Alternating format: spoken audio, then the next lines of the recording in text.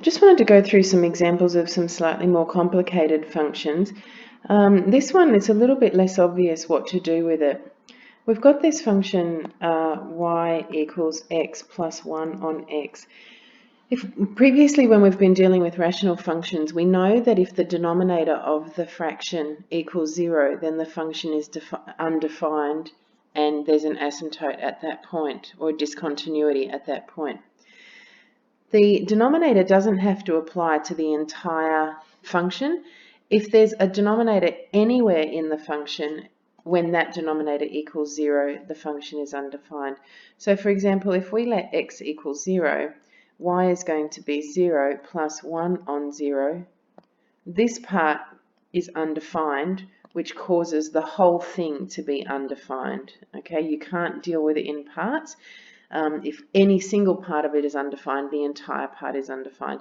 And you can see that that's confirmed in the asymptote here at x equals 0. So the domain for this one is going to be the set of all x such that x does not, let's try that again. The set of all x such that x does not equal 0. With the range, there are a variety of ways to work out what this lowest point is here and this highest point is here. At the moment, though, the technique that you're going to use is just to G-solve on your calculator, and what you should find is that that is the point 1, 2, and that this is the point -1, -2. So that tells us that for anywhere between those two values of y of 2 and y -2, the function doesn't exist there. It's not that there's a discontinuity or an asymptote, just the function doesn't exist there. So the range in this case is going to be the set of all y such that y is less than or equal to -2, or y is greater than or equal to 2. Again, if you're not sure, the first thing to do is plot it in your calculator.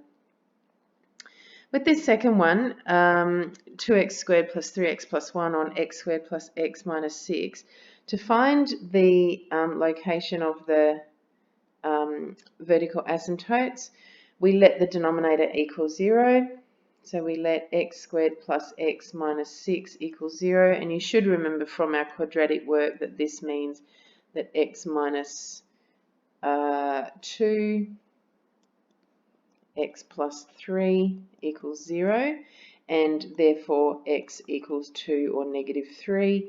And you can see that that's where our asymptotes are at 2 and -3. So our domain for this one is the set of all x such that x does not equal 2 or -3. With the range, this middle branch that we've got here has a maximum at -1, 0, and you should be able to tell, or should be able to see from the two outside branches that there appears to be an asymptote at, if I can straighten up my ruler, there appears to be an asymptote at y equals 2, I beg your pardon, y equals 2. At the moment, the only way that we can confirm that, there is a set of rules on how to tell where the asymptote is, but that's not the point of this activity, so we're not actually looking at that at the moment. At the moment, it's enough to read it off the graph. If you're not convinced that that's an asymptote, you can zoom right in or zoom right out. Here's the same function where I've zoomed right out.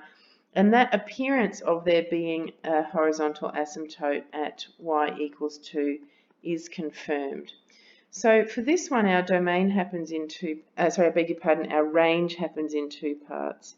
So our range is the set of all y's such that y is, now this region down here, the y is less than 0. It's less than or equal to 0. Or this region up here, so these two branches are showing us that y is greater than but not including 2. And so that's our range. And that's it.